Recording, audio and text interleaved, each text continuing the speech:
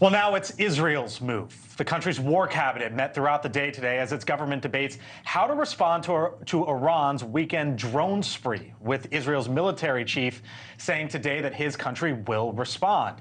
President Biden told the Israeli Prime Minister Benjamin Netanyahu that the U.S. would not participate in any counterattacks and made brief remarks to reporters today. The United States is committed to Israel's security. We're committed to a ceasefire that will bring the hostages home and preventing conflict from spreading beyond what it already has. All right, so President Biden earlier today, Sherry, what do you think we're going to hear out of the president next? And what do you want to hear out of the president Well, next? I don't think he's going to call for a unilateral ceasefire, which is what all these protesters are asking for, nor do I think he should. But the criticism, I know Senator Fetterman was critical of the president today. I think it's unfair. You think this is unfair? Here's what Fetterman said. He said, quote, "It's astonishing that we are not standing firmly with Israel.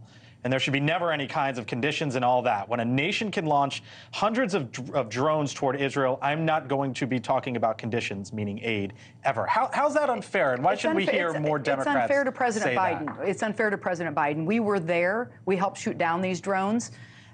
He has been a friend of Israel. He has spoken out in favor of Israel to the point where there are these protesters all over America who are critical of Biden for being too pro-Israel. So, but I don't think I think it's unfair of what Fetterman said about President Biden. Is that unfair, or do we want to hear more Democrats along the lines? I mean, I really respect your career, and I think that I'm glad that you're saying that we should stand. That's setting you up for. I really, no, you've always been fair, and this is I'm so glad that you're saying what needs to be said, which is as a Democrat, and I thought this was true in the Democratic Party for so long.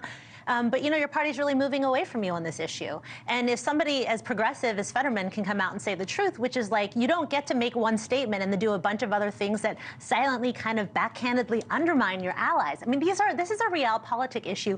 Put aside the domestic issues of the day and how badly Biden needs to win and how quickly his base is leaving him in that 18 to 35 age range.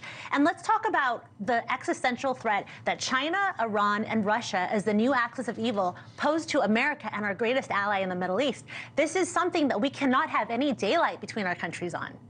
And this, I will always stand on this issue. There is no moral equivalence between what Hamas, Iran, and this axis of evil that we fight every single day have between us. There's no moral equivalence between them and who we and Israel are. Yeah, but I don't think... never will be. I don't think 18 to 35-year-olds are anti-Israel. I think you can be... I think you need to double-check your facts. I don't have to double-check my facts. Yeah, you do. I'm saying how this war has been implemented, America's role in it, and how Israel has implemented the war and the images that they're seeing, right? I think that's a real issue. That 30 to 40% in the polling says that they don't support Biden on this issue.